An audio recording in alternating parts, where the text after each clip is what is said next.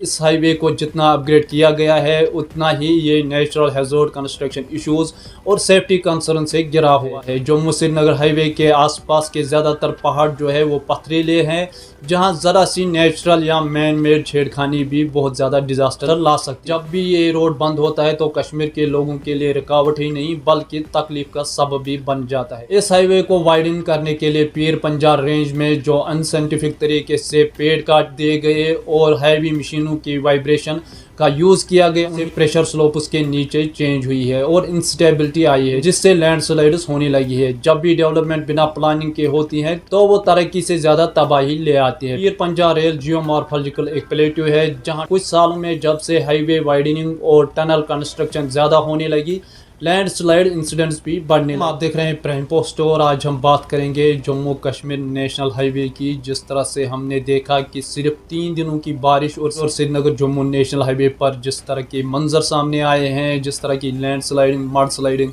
यहाँ पहाड़ों का गिरना, हर तरफ तबाही और खौफनाक नज़ारे दिख रहे थे। ये सिर्फ एक नेचुरल डिजास्टर ही नहीं बल्कि ये हमारी प्लानिंग का फेलियर भी है। क्या ये हाईवे हर बार बारिश में बंद होता रहेगा?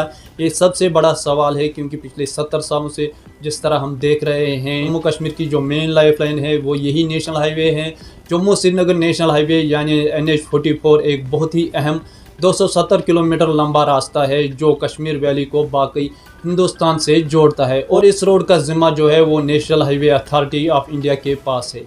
ये हाईवे सिर्फ एक सफ़र का ज़रिया ही नहीं बल्कि एक इकोनॉमिक लाइफ लाइन भी है, क्योंकि इससे जिस तरह की ज़रूरत वाली चीज़ें जो बाहर से आती हैं वो इसी रास्ते से ट्रांसपोर्ट होती है। टूरिज़्म का भी बड़ा फ़ायदा होता है और ख़ास तौर पर मिलिट्री मूवमेंट भी इसी रूट से होती है।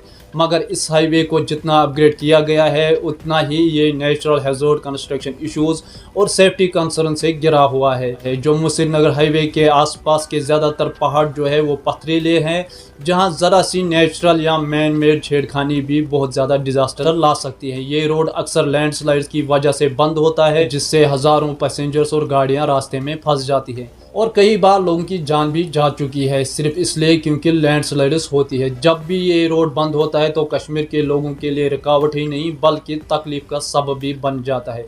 इस हाईवे को वाइडन करने के लिए पीर पंजाल रेंज में जो अनसाइंटिफिक तरीके से पेड़ काट दिए गए और हैवी मशीनों की वाइब्रेशन का यूज किया गया, उन्हीं से प्रेशर स्लोप उसके नीचे चेंज हुई है और इंस्टेबिलिटी आई है, जिससे लैंडस्लाइड्स होने लगी है। जब भी डेवलपमेंट बिना प्लानिंग के होती है तो वो तरक्की से ज्यादा तबाही ले आती है। पीर पंजाल रेल जियोमॉर्फोलॉजिकल एक प्लेट्यू है, जहां ट्रॉपिकल क्लाइमेट की वजह से जमीन काफी मोटी होती है। यहाँ की स्टीप स्लोप दूसरे बड़े फैक्टर्स है जो लैंडस्लाइड्स में कंट्रीब्यूट करते हैं। सिर्फ 15 डिग्री स्लोप भी लैंडस्लाइड का सबब बन सकते हैं, और अगर स्लोप और भी ज्यादा हो जाए तो प्रेशर जमीन पर और बढ़ जाता है, जो अनस्टेबल मटेरियल को नीचे खींच लेता है। मशीनों के जरिए पहाड़ की कटिंग से जो वाइब्रेशन होती है वो मिट्टी को लूज करती है और पहाड़ों के फ्रैक्चर्स ग्रेजुअली वाइडन हो जाते हैं, जिसमें पानी जमा होता है और फिर लैंडस्लाइड्स होते हैं। जब पहाड़ का एक सा कट किया जाता है तो पत्थर और जो मिट्टी का जॉइंट है वो अलग हो जाता है और हैवी बारिश के वक्त कोलैप्स कर जाता है। ये हैवी मशीनरी और नेचुरल फैक्टर्स मिलकर जो है जो पहाड़ की स्ट्रेंथ को घटा देता है, जिससे वो लैंडस्लाइड प्रोन हो जाता है।